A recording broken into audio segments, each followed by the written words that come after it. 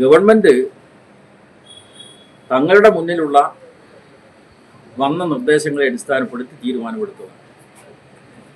ആ തീരുമാനത്തെക്കുറിച്ച് ഗവൺമെന്റാണ് വിശദീകരിക്കേണ്ടത്.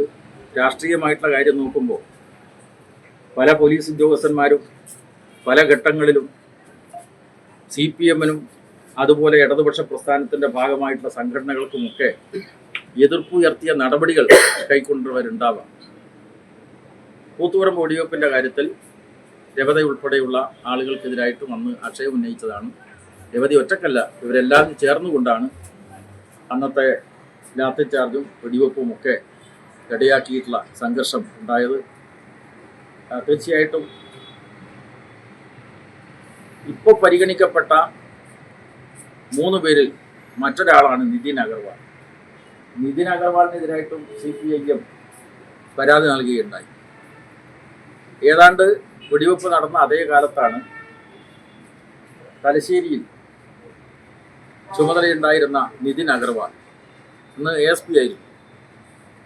അവിടെ RSSുമായിട്ട് CPIM സംഘർഷത്തിൽ ഉണ്ടായിരുന്ന സമയത്ത്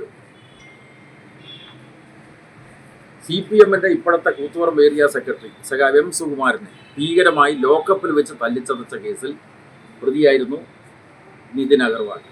നവംബർ 20-ന് കൂത്തുപറമ്പിൽ വെടിവെപ്പുണ്ടായതും 5 സഖാക്കൾ രക്തസാക്ഷികളായി. പിന്നീട് സഖാവ് പുഷ്പൻ രക്തസാക്ഷിയായി. അന്ന് ജില്ലാ പോലീസ് സൂപ്രണ്ടായിരുന്നു പത്മകുമാർ. അതുപോലെ തന്നെ മറ്റുദ്യോഗസ്ഥന്മാരും ഉണ്ടായിരുന്നു. അപ്പോൾ അന്നത്തെ വെടിവെപ്പിന് ഉത്തരവാദികളായിട്ടുള്ള എല്ലാ പോലീസ് ഉദ്യോഗസ്ഥന്മാർക്കെതിരായിട്ടും അന്ന് ശക്തമായിട്ടുള്ള പ്രതിഷേധം ഉയർന്നിരുന്നതാണ്. അത് അന്ന് കാലത്തുണ്ടായിരുന്ന മുഴുവൻ പോലീസ് ഉദ്യോഗസ്ഥന്മാർ, പത്മകുമാർ, അതുപോലെ തന്നെ രവത, ഹക്കീം ബത്തേരി, അദ്ദേഹമാണ് വെടിവെപ്പിന് പ്രധാനമായിട്ടും നേതൃത്വം കൊടുത്തത്. DYSP ആയിരുന്ന ഹക്കീം ബത്തേരിയുടെ നേതൃത്വത്തിലാണ് മന്ത്രി അന്ന് കണ്ണൂരിൽ നിന്ന് കൂത്തുപറമ്പിലേക്ക് വന്നത്. മന്ത്രി എത്തിയതിനെ തുടർന്നാണ് അവിടെ സംഘർഷം രൂക്ഷമായത്. അപ്പോഴാണ് വെടിവെപ്പുണ്ടായത്. അപ്പൊ അന്ന് ഉണ്ടായിട്ടുള്ള ഉദ്യോഗസ്ഥന്മാരുടെ കൂട്ടത്തിൽ ഒരാളാണ് രവത ചന്ദ്രശേഖരൻ. അപ്പൊ ഇവിടെ പരിഗണിക്കപ്പെട്ട